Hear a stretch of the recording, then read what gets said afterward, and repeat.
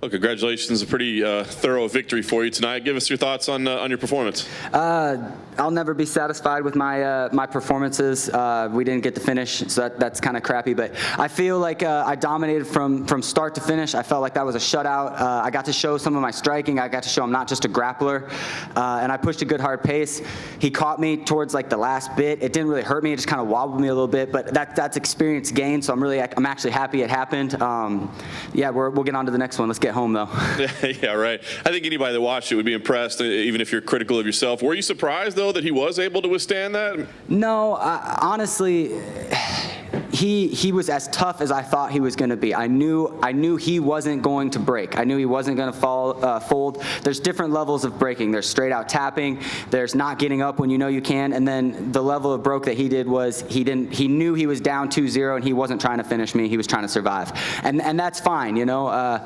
We kind of coasted through the last round. I landed some good shots on him. I thought it was an exciting fight. I think we're candidate for fight of the night right now. Blood, you had a little bit of everything. Blood, takedowns, grappling, strikes, knees, elbows. What else can you ask for in a fight other than a finish? Yeah, no question. You're still early in your career, but I mean, people are looking at you as a prospect. What's the career path for you? I mean, do you see yourself as a contender in the near future? Do you feel like there's time to develop? What's the path? You know, I'm young. Slow and steady wins the race. Just 6 months ago, I said I wanted to be champion today. I still want to be champion. This career will not be a success to me unless I become world champion. However, whether that's world champion when I'm 48 or world champion when I'm 27, it doesn't matter. World champion's world champion. So we're going to take our time, gain that experience, and get some checks along the way. Nice. You mentioned you would be open to fighting at lightweight as well.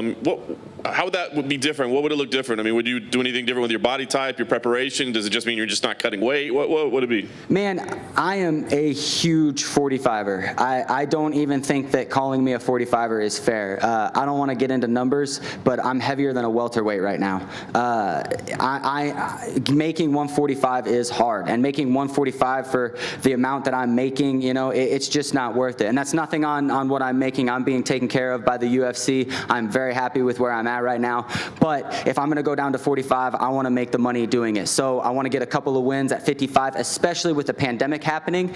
We're going to be here quite a bit in Abu Dhabi. I don't think with the flight I can make 145. So it's going to be 155 until everything is normal, and then my coaches and I will sit down and they'll make the decision. I trust them with my career. Whatever James Krause says goes. Last thing for me, you touched on it.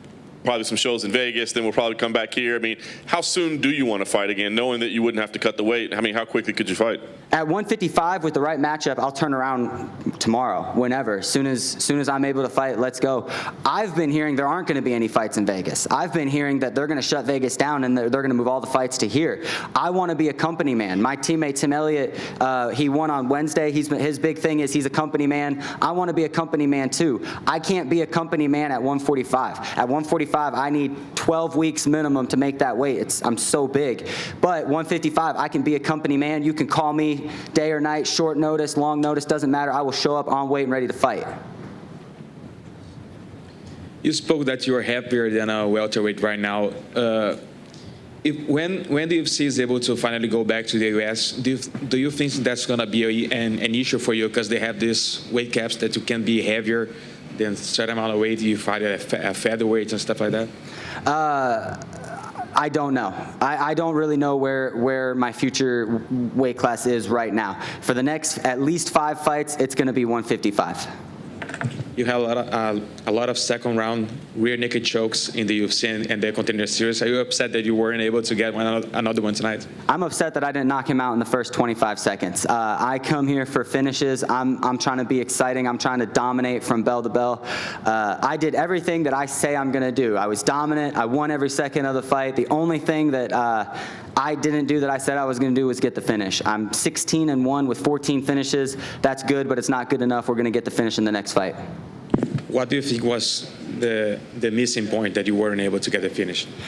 He wasn't really giving me a whole lot. When I got his back, he was doing a really good job of fighting my hands. At one point, I got around his neck, and I'm pretty sure he just flexed, and my arm was like, man, we're not choking this dude. His neck muscles are too strong. Like, he's a bowling ball, you know? He's like this tall and that around, just pure muscle. The choke wasn't going to be there, but I think getting the ground and pound in and beating him up was enough. Do you think you're going to have to work something different in your training to prepare to fight lightweight? So because you have a lot of finish, but most of them or all of them were featherweight. Now, if you're moving up to 55, you're facing bigger opponents. Nothing changes for me. You know, if there was a better way to fight, I would do it. I fight the way I fight because I believe it is the best way for me to get a win. Moving up to lightweight, moving up to welterweight, moving up to 205, I'm going to fight the exact same way. I'm not a stick and move kind of guy. I'm an in your face, make you fight me, and let's see who breaks first. My coach talks about going to the dark place, and when opponents want to take you to the dark place, you got to grab their hand and say, all right, let's go. And we went there. You know, Nad hung tough, but in the end, I was the winner. So that's all that matters. I fight the way I fight because I believe it's the best way to get wins.